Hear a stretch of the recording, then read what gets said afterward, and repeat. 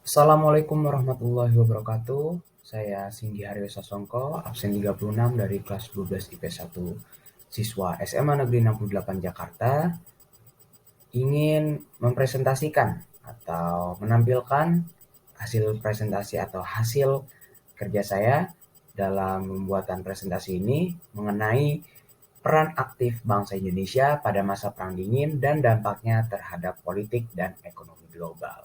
Jadi di dalam presentasi ini berisi mengenai pembahasan soal, 20 pembahasan soal.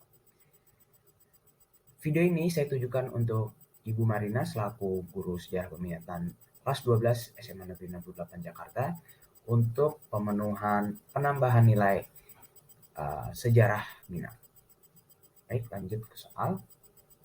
Soal pertama, diselenggarakannya KAA itu untuk upaya untuk meredakan ketegangan dan untuk mewujudkan perdamaian dunia. Itulah mengapa konferensi Asia Afrika diselenggarakan.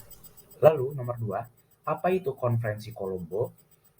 Konferensi Kolombo yaitu konferensi yang diadakan di Kolombo di Sri Lanka pada 28 April 1954 yang bertujuan untuk menyamakan visi dan misi bangsa-bangsa baru merdeka di Asia untuk menciptakan perdamaian dunia pada masa Perang Dingin.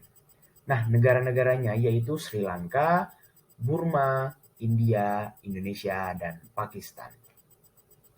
Lalu, soal nomor 3, utusan Indonesia pada konferensi Kolombo, yaitu ditunjuknya Ali Sastro Amijoyo oleh Insinyur Soekarno untuk mewakilkan Indonesia pada konferensi Kolombo dan untuk mengusulkan KAA, Konferensi Asia Afrika, dalam konferensi Kolombo tersebut. Jadi Insinyur Soekarno menunjuk Ali Sastro Amijoyo pada konferensi Kolombo, lalu dalam konferensi Kolombo itu ditegaskan oleh Insinyur Soekarno pada Ali Sastro Amijoyo bahwa untuk mengusulkan KAA agar hubungan organisasi ini untuk menjalankan prosesi perdamaian dunia akan terus berlanjut pada masa Perang Dingin.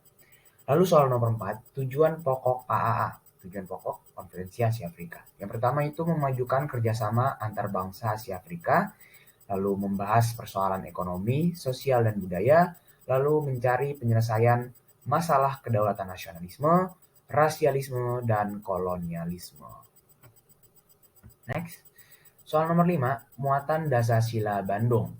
Ini sebenarnya ada 10 poin, tapi diringkas menjadi muatan inti. Yaitu yang pertama, penghargaan terhadap hak asasi manusia, lalu ada kedaulatan semua bangsa, dan lagi-lagi untuk perdamaian dunia. Soal nomor 6, di mana dan kapan KAA diselenggarakan pertama kali?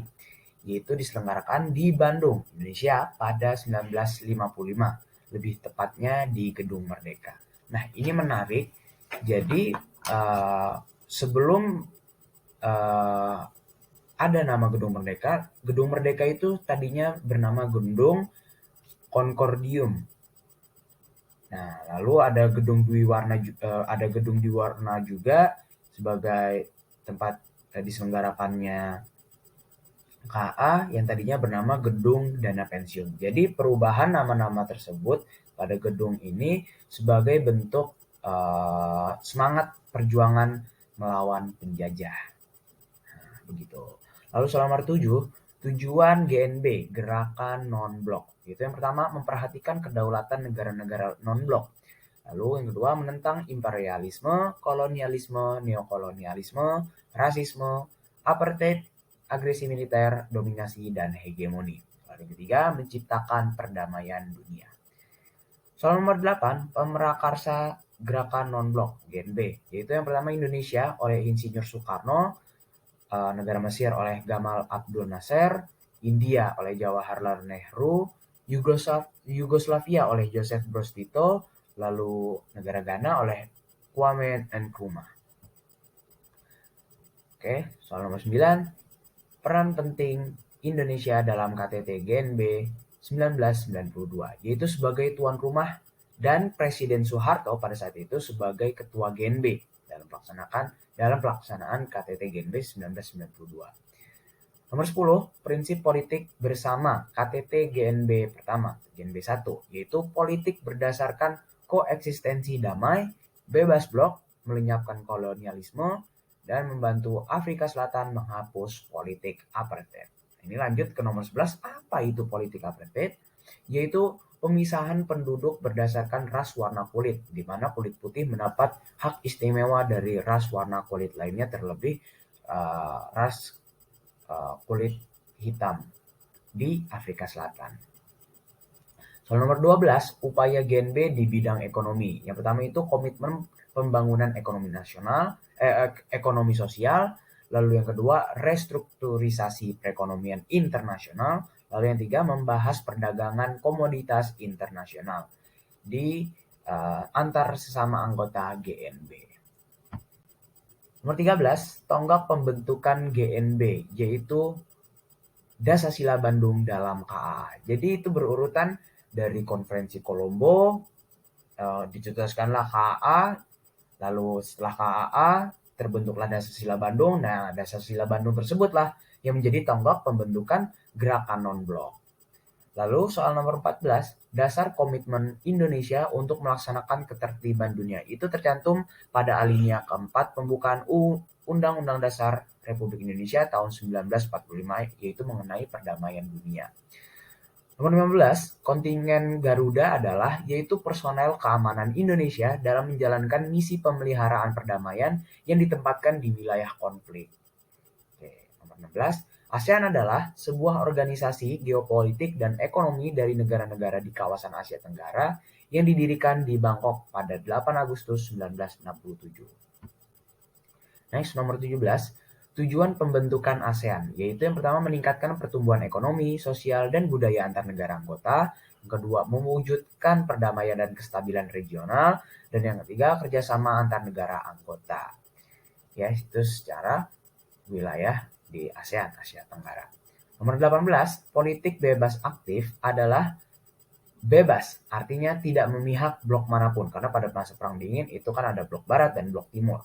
Jadi politik bebas aktif itu tidak terikat pada kedua blok tersebut. Lalu dan aktif artinya turut serta mewujudkan perdamaian dunia. Contohnya pada Indonesia yaitu kontingen Garuda. Itu merupakan upaya atau bentuk atau wujud sebagai Indonesia aktif dalam mewujudkan perdamaian dunia untuk mendamaikan dalam wilayah-wilayah yang terkena konflik. Nomor 19, Jakarta Informal Meeting atau JIM dilaksanakan untuk JIM itu sebagai forum mediasi antara Vietnam dan Kamboja yang saat itu berkonflik. Jadi Jakarta Informal Meeting ini itu untuk prosesi damai di antara kedua tersebut dan menyelesaikan konfliknya. JIM dilaksanakan di Indonesia pada tahun 1988. Terakhir, nomor 20, peran Indonesia dalam ASEAN, yaitu sebagai pendiri atau pelopor dan sebagai tuan rumah KTT ASEAN pertama pada 1976. Baik, itu saja dari saya 20 pembahasan soal mengenai peran aktif bangsa Indonesia pada masa Perang Dingin dan dampaknya terhadap politik dan ekonomi global. Terima kasih sudah memperhatikan. Assalamualaikum warahmatullahi wabarakatuh.